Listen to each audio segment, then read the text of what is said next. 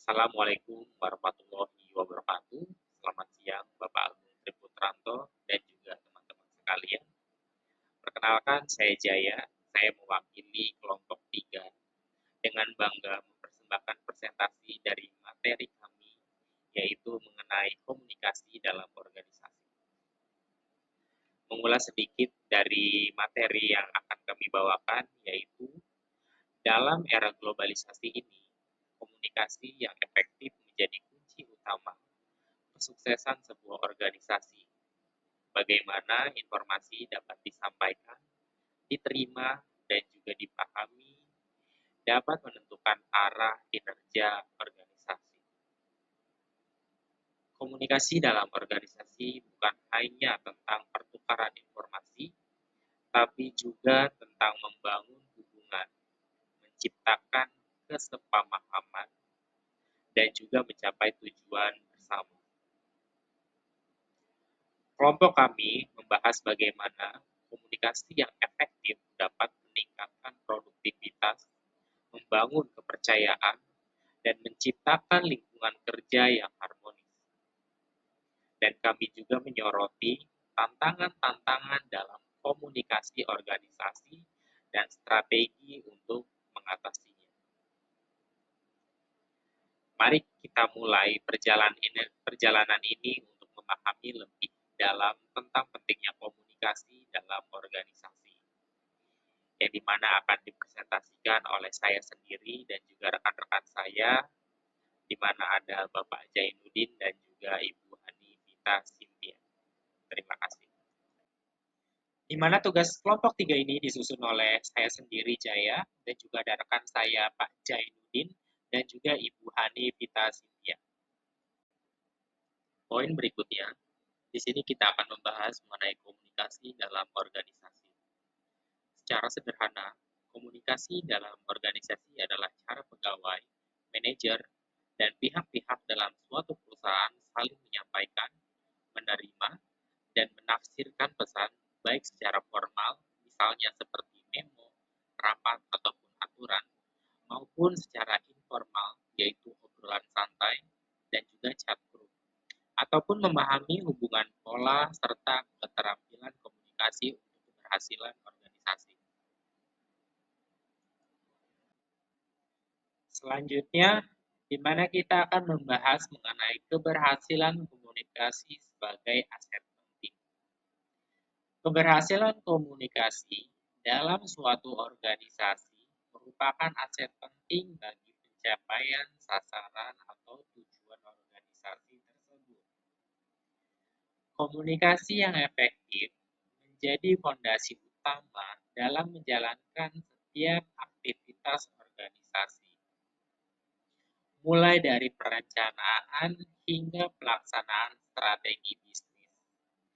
Di bab ini akan membahas tentang hubungan komunikasi, yaitu communication connection, pola komunikasi, patterns of communication yang bisa digunakan dalam organisasi, cara mengelola komunikasi, dan juga cara meningkatkan keterampilan berkomunikasi, yaitu communication skill.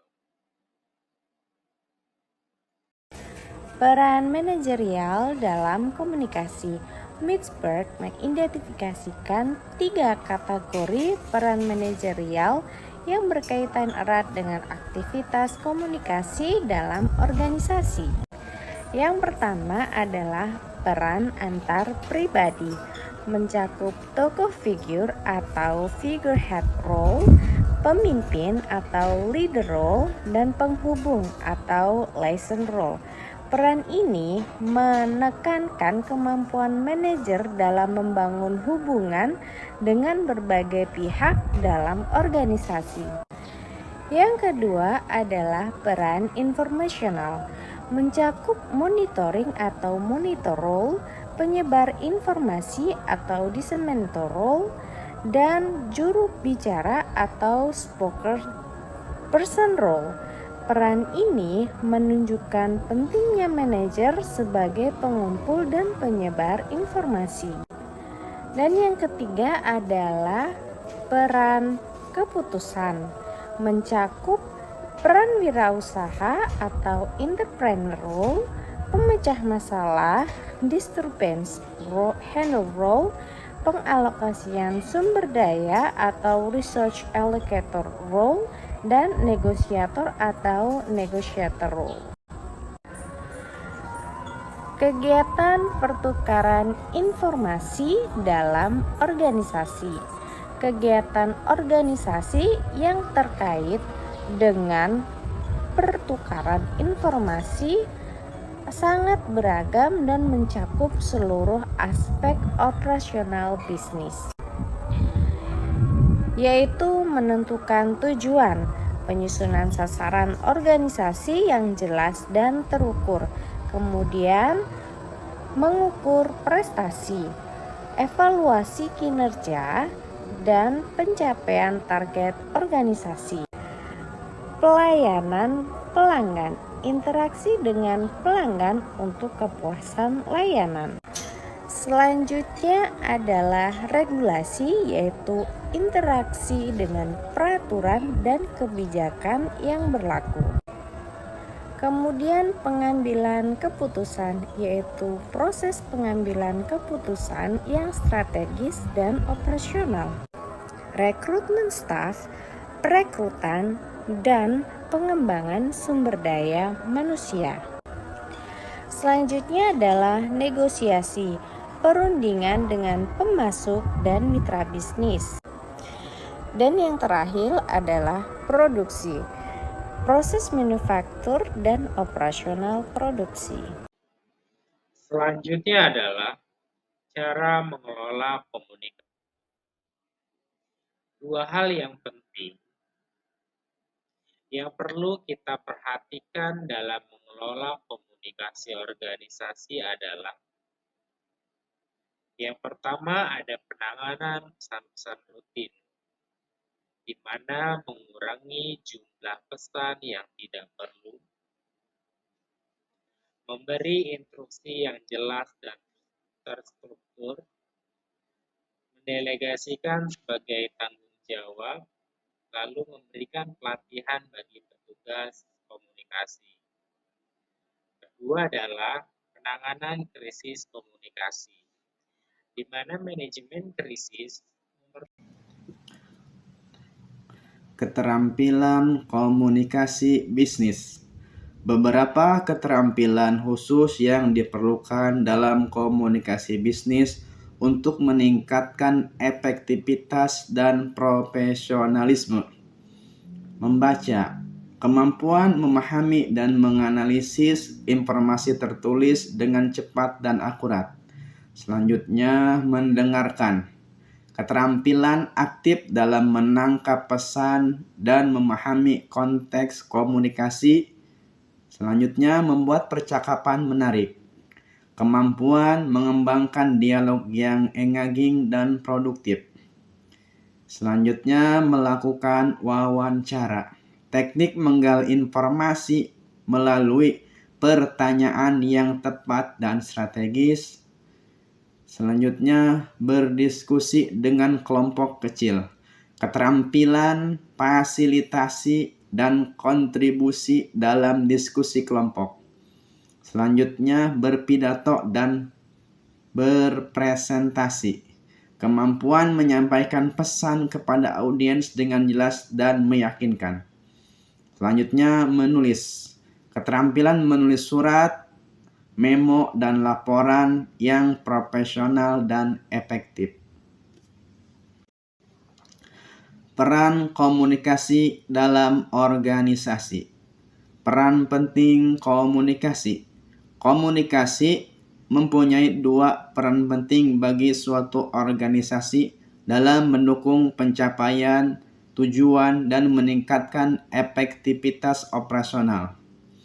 Tujuan downward communication.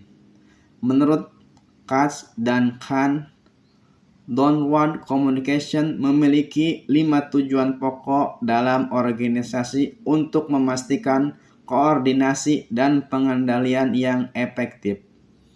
Selanjutnya, keuntungan downward communication. Saluran komunikasi dari atas ke bawah memberikan keuntungan dalam koordinasi, pengendalian, dan motivasi karyawan untuk mencapai tujuan organisasi. Selanjutnya, kelebihan diagonal communication. Diagonal communication memiliki kelebihan dalam efisiensi dan fleksibilitas dibandingkan bentuk komunikasi lain dalam organisasi. Keberhasilan komunikasi organisasi. 100% pemahaman lengkap, kuasai semua aspek komunikasi untuk keberhasilan organisasi. 75%. Standar kelulusan minimal pemahaman yang diperlukan untuk lulus. 0%. Perlu belajar ulang jika pemahaman masih sangat terbatas. Keberhasilan komunikasi dalam organisasi memerlukan pemahaman menyeluruh tentang hubungan komunikasi, pola komunikasi, cara mengelola komunikasi, dan peningkatan keterampilan komunikasi. Dengan menguasai semua aspek ini, organisasi dapat mencapai tujuan dan meningkatkan efektivitas operasional secara signifikan. Terima kasih banyak atas waktu dan perhatian dari Bapak Ibu sekalian yang telah menyimak presentasi kami, yaitu dari kelompok 3, pada hari ini tentang komunikasi dan dalam organisasi.